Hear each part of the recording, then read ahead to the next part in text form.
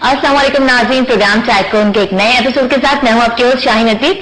नाज़रीन, कहते हैं कि जो सक्सेसफुल स्टोरी के लिए कुछ ना कुछ बैकग्राउंड होता है, हर एक कोई ना कोई अपनी राय दे रहा होता है, जो एक्सपर्ट्स होते हैं, जो तजुर्बा से गुजरते हैं, अपनी राय दे रहे होते हैं। किसी का कहना है कि कामयाबी के लिए दो लफ्ज जो है बहुत माने रखते हैं, दो अल्फाज जो है आपको कामयाबी की तरफ, आगे की तरफ ले जाते हैं, और वो दो अल्फाज हैं, एक तो ये कि यस एंड सेकंड नो, हाँ या नहीं।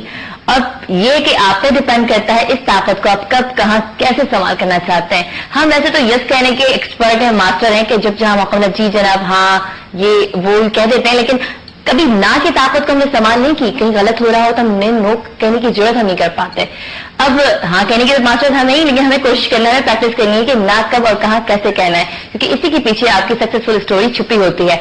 जो एक्सपर्ट्स होते हैं, जिनकी जहानत होती है, ये आपकी जहानत है कि आप कब कहां कैसे अपनी ना की ताकत को इस्तेमाल करें और कब कहां कैसे यस कहना है।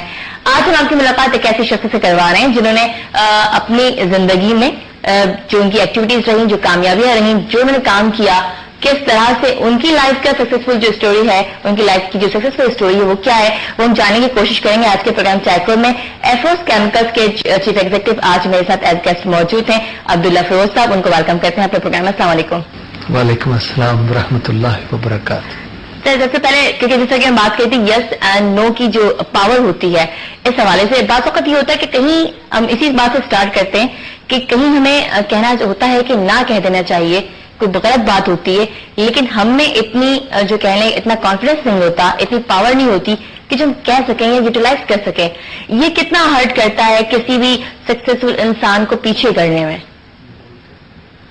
बड़ा इम्पोर्टेंट सवाल है यस और नो के हवाले से मालूम करना, किसी भी शख्स की जिंदगी में उसका क्या असर रहा।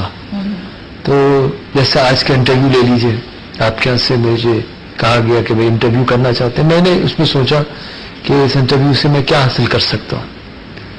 इसमें मेरा वक्त भी लगेगा, मेरी फैमिली लाइफ का वक्त भी लगेगा, मुझे खास तौर पे आना पड़ेगा, लेकिन मैंने कहा कि अगर मैं इस इंटरव्यू के जरिए से कुछ अच्छे मैसेजेस पास ऑन कर सकता हूँ, कुछ ऐसे काम जो मैं शहर में कर रहा हूँ इंसानियत की बेहतरी के लिए, अगर मैं वो मैसेज वो पैगामात पहुंचा सकूंगा, हो सकता है उससे कुछ बहुत ज्यादा बेनिफिट पहुंचे उन प्रोजेक्ट्स को जो मैं कर रहा हूं।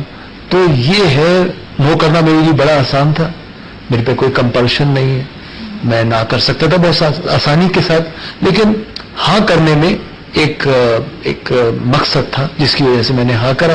और मैं समझता हूँ इसका सही इस्तेमाल बहुत जरूरी है, और इंसान को ये चैलेंज है कि अगर आपने यस करा तो अब उसको किस तरह निभाएंगे और उसके पीछे क्या आपकी लॉजिक है, क्या मकसद है। आपके यस कहने में, आज के यस कहने में ये फायदा है कि जो लोग आइडियलाइज करते हैं कि जो अभी जिनकी अभी प्रोफेशनल लाइफ में भी नहीं आए या आ भी गए हैं, जो चाहते हैं कि टॉप लेवल तक पहुंचे, तो कम से कम आपकी पर्सनालिटी के हवाले से जानकर कि किस तरह से आपने सक्सेस हासिल की, तो कुछ न कुछ बेनिफिट तो हासिल कर सकेंगे। चलिए आपकी इनिशियल लाइफ की तरफ आते हैं, एजुकेशन लाइफ के हवाले से बात करते हैं, कैसी लाइफ गुजरी? मैं समझता हूँ कि जो इंसान की एजुकेशन लाइफ होती है बहुत खूबसूरत होती है, उसकी मेमोरीज उसको हमेशा जो है वो अच्छी यादें दिलाती है, क्योंकि वो एक ऐसी एज होती है जिसमें किसी किस्म की इंसान पर जिम्मेदारी नहीं होती और वो बहुत तेजी से वक्त गुजर जाता है।